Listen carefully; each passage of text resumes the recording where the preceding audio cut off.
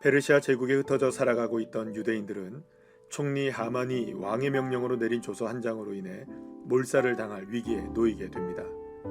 그런데 그때 지금까지 스스로 유대인임을 드러내지 않았던 모르드게는 물론 무수히 많은 유대인들과 왕후 에스더에 이르기까지 죽으면 죽으리라는 믿음의 결단으로 하나님께 나아가 금식하며 기도하기 시작합니다.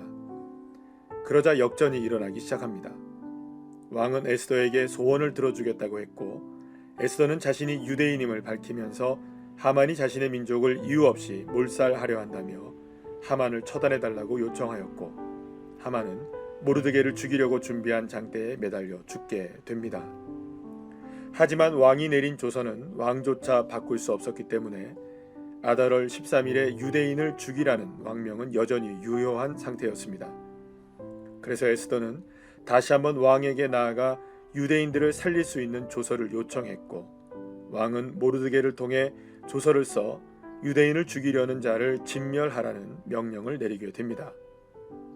이렇게 해서 조서 대 조서의 전쟁이 시작되었는데, 하나는 아말렉 출신의 전임 총리 하만이 내린 조서와 이스라엘 출신 신임 총리 모르드게가 내린 조서와의 충돌이었고, 이는 이스라엘과 아말렉 간에 대대로 이어져 온 싸움이었던 것입니다.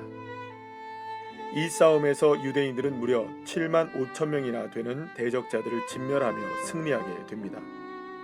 하지만 유대인들은 대적자들의 재산에는 전혀 손을 대지 않았습니다. 왜냐하면 승리보다 더 중요한 것이 있었기 때문입니다. 바로 평안입니다. 에스더서는 이스라엘 민족뿐만 아니라 모든 종족이 안위를 얻게 되었다는 말로 끝을 맺습니다. 그런데 이 안위가 바로 평안 곧 샬롬입니다. 예수님은 이렇게 말씀하십니다. 이것을 너희에게 이르는 것은 너희로 내 안에서 평안을 누리게 하려 함이라. 세상에서는 너희가 환난을 당하나 담대하라.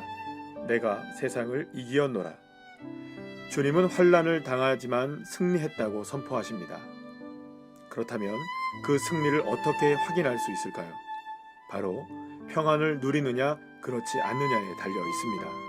주님이 나에게 승리를 결론지어 놓으셨음을 믿는다면 우리는 어떠한 상황 가운데 있다 할지라도 담대할 수 있고 평안할 수 있습니다. 하지만 주님의 승리를 믿지 못하면 늘 두렵고 불안할 수밖에 없습니다. 그렇다면 나는 승리하기 위해 살아갑니까? 아니면 이미 승리한 삶을 살아가고 있습니까? 하나님의 승리가 내 믿음의 결론이 될 때 비로소 이 세상 속에서 이미 승리한 자로 담대하게 살아갈 수 있는 것입니다. 그래서 하나님의 결론은 승리이며 승리는 샬롬 엔딩입니다. 하나님은 샬롬 엔딩의 진정한 승리를 주시려고 지금도 보이지 않는 손길로 나의 삶을 역전시키시기 위해 지금도 역사하시고 계십니다. 비록 내 삶이 여전히 힘겹고 어려운 상황에 놓여 있다 할지라도 나를 향해 하나님이 결론지어 주신 샬롬 엔딩의 승리를 믿으며 하루하루의 삶 속에서 하나님의 사람으로 담대하게 살아갈 때 샬롬의 승리로 역전시키시는 하나님의 놀라운 은혜를 경험하게 될 것입니다.